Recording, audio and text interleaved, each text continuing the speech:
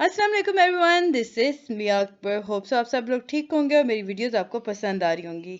आज ही हम लोग EDU 303 का लेसन नंबर 23 स्टार्ट कर रहे हैं, यानी कि आपके फाइनल टर्म रिलेटेड आज से हम वीडियोस बनाएंगे।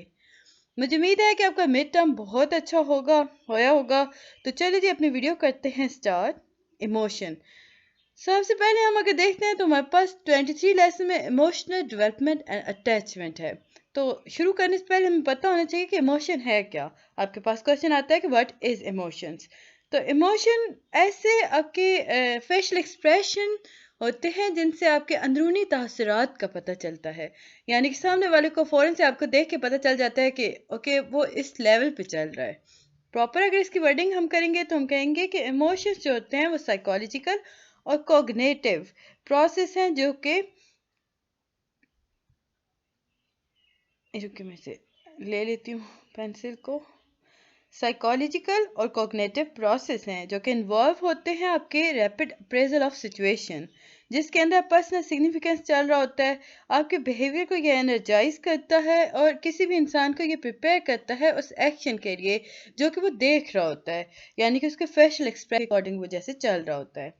प्रॉपर इसकी वर्डिंग होगी emotions are psychological and cognitive process that involve rapid appraisal of situations that have personal significance. They energize behavior and prepare individual for action and come with facial expression. जब हम emotions की बात करते हैं तो हमारे जहन में आता है कि what are the functions of emotion. तो अगर 3 मार्क्स का क्वेश्चन आता है तो आप सिंपल लिखोगे cognition. There are 3 functions. First one है कॉग्निशन, सेकंड है social and third one is health. अगर आता है कि डिफाइन कॉग्निशन, तो कॉग्निशन के अंदर हम इमोशन को लेकर चलते हैं तो ये हमें लर्निंग के प्रोसेस में हेल्प करता है। ये सर्वाइवल के लिए असेंशियल कंपोनेंट है और ये हमारे इम्पेयर लर्निंग को भी ठीक करता है। And then social learning. Social के अंदर हम अफेक्टिव बिहेवियर के बारे में बात करते हैं। इसमें हम अपने बिहेवियर को रेगुलेट कर रहे होते हैं। हेल्थ के अंदर हम वेल बीइंग के बारे में बात कर रहे होते हैं, यानी इन्फ्लुएंस कर रहे होते हैं ग्रोथ को भी, और स्ट्रेस रिलेटेड डिजीज को कर रहे होते हैं हम काउंटर। अब अपीयरेंस ऑफ इमोशन। अभी हमने बात की ना कि फेशियल एक्सप्रेशन से हमें पता चलता है कि इमोशंस हैं क्या। आप खुश होते हो यानी हैप्पीनेस आपके फौरन से माइंड में आ जाता है, हैप्पीनेस यानी कि आप स्माइल कर रहे हो। अब ये जो स्माइल करने का प्रोसेस होता है ना, ये फ्रॉम बर्थ होता है। याद रखिएगा, स्माइल करने का प्रोसेस फ्रॉम बर्थ चलता है। सोशल स्माइल होती है ये जो 6 to 10 वीक्स के दरमियान हो रही थी। और लाफ, आप 3 से 4 मंथ के बच्चे को देखेंगे तो वो हंसना शुरू हो जाएगा, यानी लाफिंग स्टार्ट कर देगा। एंगर, ये जनरल डिस्ट्रेस होता है, ये भी फ्रॉम बर्थ ही होता है, यानी शुरू से बच्चे को गुस्सा उसके अंदर होता है। और ये जो एंगर होता है ना, मतलब जब ज्यादा गुस्सा आने लगता है, ये 4 to 6 मंथ के दरमियान सामने आ जाता है। सैडनेस जो है ये एंगर से ज़रा कम होता है, लेस कॉमन देन एंगर। और ये आप किसी भी ऐसे डिस्ट्रप्शन के रिस्पॉन्स में आप ये शो कर रहे हो। तो फियर, याद रखें शुरुआत का जो फियर होता है 6 to 12 मंथ के बच्चे में हो जाता है। अगर 6 से 12 साल के बच्चे में ना, बच्चे को आप किसी चीज़ से डरा रहे हो ना, तो वो उसके दिल में बैठ जाएगा।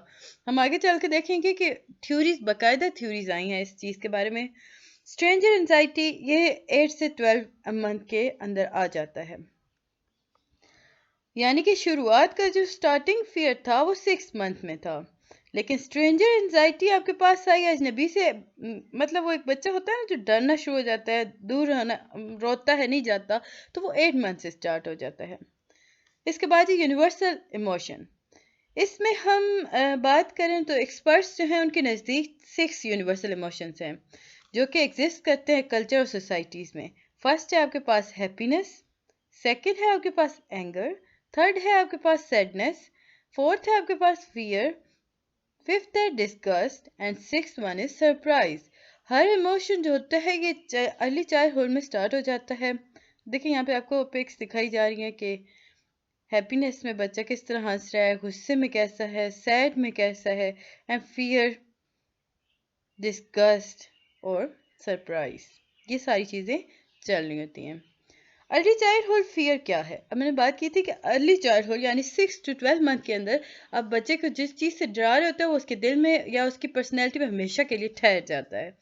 तो प्रोमिनेंट इमोशन है ना ये यंग चिल्ड्रन के अंदर, डरना, जिसकी रीजंस बहुत सारे हो सकते हैं, लाइक उन्हें मॉन्स्टर या घोस्ट के बारे में पेरेंट्स बता रहे होते हैं, देखिए जी सो जाओ अदरवाइज मॉन्स्टर आ जाएगा, या ये ना करो वो मॉन्स्टर खा जाएगा।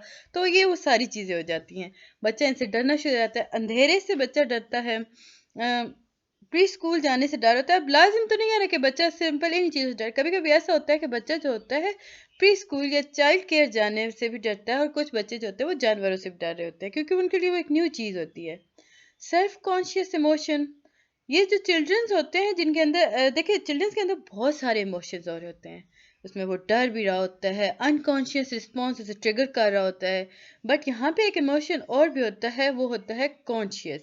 और इस कॉन्शियस या सेल्फ कॉन्शियस के अंदर जो हमारे पास आ जाता है, उसमें शेम आ गई, गिल्ट आ गया, एम्ब्रेसमेंट आ गई, प्राइड आ गई।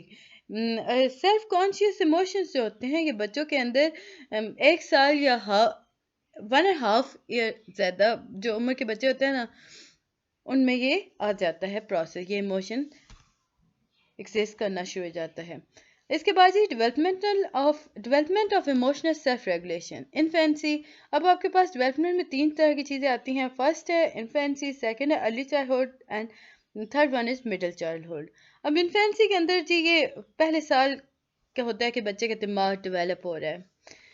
सेकंड में अगर अर्ली चाइल्डहुड में देखें तो ये स्ट्रेटजीज को सीख रहा होता है कि कैसे सेल्फ को रेगुलेट करना है, पर्सनैलिटी अफेक्ट कर रही होती है उसकी एबिलिटीज़ को, फियर कॉमन हो रहा होता है। मिडिल चाइल्डहुड एडोलसेंस के अंदर हम बात करते हैं तो ये रैपिड गेन्स के बारे में बात कर होता है। यहाँ पे फियर जो होता है वो शेप कर देता है, मतलब कल्चर इंसान के अंदर एक डर बिठा देता है इस मकाम पर आकर। अब इन प्रॉब्लम्स को कोप करने का तरीका, अब कोपिंग स्ट्रेटजी आपके पास आती है तो याद रखिए there are 2 kinds of coping strategy, जिसकी वजह से हम रिलीव कर सकते हैं स्ट्रेस को और टेंशन को। और ये प्रॉब्लम सेंटर कोपिंग स्ट्रेटजीज होती हैं जो कि काफ़ी ज़्यादा वर्क करती हैं। अब ये जी हमारे पास दो हैं, प्रॉब्लम सेंट्रिक कॉपिंग और इमोशनल सेंट्रिक कॉपिंग। अब अगर हम प्रॉब्लम की बात करते हैं तो ये हमारे पास आता है जब सिचुएशन को हम बात कर रहे होते हैं कि चेंजेबल है। अगर प्रॉब्लम सेंट्रिक कॉपिंग वर्क नहीं कर रही तो इसका मतलब ये हुआ कि वो सिचुएशन अनचेंजेबल है। अब जब हम अनचेंजेबल की बात करते हैं तो वो इमोशन सेंट्रिक कॉपिंग आ जाता है, लेकिन जब चेंजेबल अगर सिचुएशन है तो वो प्रॉब्लम के अंदर रहेगी। डिफरेंस याद रखिएगा, ये आपके क्वेश्चन में काफ़ी ज़्यादा आता है पेपर में। आइडेंटिफाई करते हैं आप डिफ़िकल्टी को, ये प्रॉब्लम सेंट्रिक कॉपिंग के अंदर और होता है। और इमोशन के अंदर आप प्राइवेट कंट्रोल ऑफ डिस्ट्रेस कर रहे होते हो, यानी कि आप खुद से कंट्रोल करने की कोशिश कर रहे होते हो। ये बात जी यहाँ पे हमें डिटेल में थोड़ा डिस्कस की गई कि यहाँ पे अच्छा एक बात आपको बताई गई थी कि हिंदू और बुद्धिस्ट जो चिल्ड्रन होते हैं ना, उनके दरमियान एक डिफरेंस है। अब वो डिफरेंस क्या है? वो डिफरेंस है expressing anger and being okay. अब ये इमोशनली चार्ज सिचुएशंस के अंदर आता है। अब बुद्धिस्ट जो चिल्ड्रन होते हैं ना, वो एवरेज पे रखते हैं अपने एंगर को, यानी कि उनका लेस एंगर होता है देन हिंदू चिल्ड्रन। अब जो बुद्धिस्ट होते हैं वो हर चीज़ को ओके कह देते हैं, okay fine I can handle it. तो हिंदू होता है कि वो उठता है और कहता है नहीं अब ये तो मैं छोड़ूंगा ही नहीं, इस किस्म के बारे में बात हो रही होती है। इसके बाद ही हम अंडरस्टैंडिंग इमोशंस ऑफ अदर की तरफ आते हैं। अर्ली इन्फेंसी के अंदर अगर देखें तो इमोशन जो होते हैं वो कैटेगन होते हैं, जो कि काज करते हैं इन्फिनिट को मिमिक फेशियल एक्सप्रेशन, यानी कि छोटा बच्चा जो होता है आपके चेहरे से महसूस करता है कि उससे इमोशंस मिल रहे होते हैं। हंसते हैं, अगर आप हंस रहे हो वो हंसेगा, आप रो रहे हो वो रोएगा। सो इसके अकॉर्डिंग वो चल रहा होता है। फिर इसके बाद ही कोग्निटिव डेवलपमेंट इमोशन अंडरस्टैंडिंग के अंदर अगर हम बात करें तो इसमें बैलेंस करते हैं एक्सटर्नल और इंटरनल फैक्टर्स को, और रिकग्नाइज करते हैं थिंकिंग फीलिंग को, और इससे कनेक्ट कर देते हैं। डेवलपमेंट ऑफ एम्पैथी अगर हम देखें तो new born sense other babies distress. अब जो नए बच्चे होते हैं, जो दूसरे बच्चे होते हैं, उन्हें वो इतने ज़्यादा, अगर आप देखो ना कि जो यंगर बच्चा होगा वो छोटे पैदा होने वाले बच्चे को उतना ज़्यादा पसंद नहीं कर रहा होगा, बिकॉज वो उससे लग रहा होगा कि वो उसकी जगह पे आ गया है उसके तो इस वजह से हम इसे कहते हैं कि ये एम्पैथी के दौर पर डेवलपमेंट हो गई बच्चे के अंदर, यानी कि वो सोचना शुरू हो गया। थ्योरीज ऑफ इमोशंस, हमारे पास common sense view of emotion आ रहा होता है, जिसमें हम कहते हैं कि I see a fear including stimulus, यानी कि आप स्नेक को देखते हो, अब छोटा बच्चा है ना, उसे आपने बता दिया कि स्नेक है वो काटेगा या वो डसेगा तो वो बच्चा आप मर सकते हो, और बच्चा डर गया। अब हुआ क्या कि उस डरने से ना अब उसने स्नेक जैसी कोई चीज़ देखी, फॉर एग्जांपल उसने रोप देख ली। अब उस रोप को भी उसने, क्योंकि वो बच्चा है, उसे नहीं पता कि किस तरह हम डिफरेंस कर सकते हैं रोप और स्नेक के दरमियान, तो वो उससे भी डर जाएगा। लेसन 24 में हम अभी भी इमोशन से ही को लेके चल रहे हैं। तो हमारे पास सबसे पहले डेफिनेशन आ जाती है जी अटैचमेंट की। अटैचमेंट जो है वो बेसिकली डिफाइन की जाती है enduring emotional tie to special person, यानी आप किसी इंसान के साथ बहुत ज़्यादा इमोशनली टाई हो गए हो, और इसमें हम टेंडेंसी लाते हैं कि मैं क्लोजनेस आप मेंटेन करते हो, ज़्यादा से ज़्यादा क्लोजनेस, नज़दीकियाँ उस इंसान के साथ। इम्पोर्टेंस अटैचमेंट क्या है? अटैचमेंट जो कि डीप रोटेड होती है ना, वो इन्फिनिट सेंस ऑफ सिक्योरिटी को प्रोवाइड करती है, यानी इन्फिनिट को एक सेंस ऑफ सिक्योरिटी प्रोवाइड कर रही होती है जो अटैचमेंट जिसकी डीप रोटेड होती है। अगर हम फ्रॉड की बात करें, एरिक्सन की बात करें, कुछ बिहेवियरिस्ट हैं लाइक वाटसन की बात करें, तो उन्होंने कहा था कि डेवलपमेंट के अंदर अटैचमेंट बहुत अहम रोल प्ले करती है। अब रूट्स ऑफ अटैचमेंट थ्योरी की अगर बात करें ना, तो हमारे सामने आता है लॉन्स। 1965 इन्होंने एक्सपेरिमेंट किया था और डेमोन्स्ट्रेट किया था कि जो डकिंग वर्ल्ड है, डकिंग है वो सरगेट करती है अपनी मदर की तरफ, यानी कि जैसे उसकी मदर वर्क कर रही होगी ना सेंसिटिव पीरियड के दरमियान, तो वो वैसे ही वर्क करेगी। जॉन बाउल्बे जो थे, इन्होंने अप्लाई किया था साइंस ऑफ एथोलॉजी, जिसके अंदर उन्होंने लार्जली डेवलप किया था। अच्छा, ये जो साइंस ऑफ एथोलॉजी है ना, ये लॉन्स ने बनाई थी, और इसमें उन्होंने बात की थी कि अच्छा, यहाँ पे हमारे पास तीन चीज़ें थी। लॉन्स थे, टिन बर्गन थे, और वैन फ्रांसिस थे।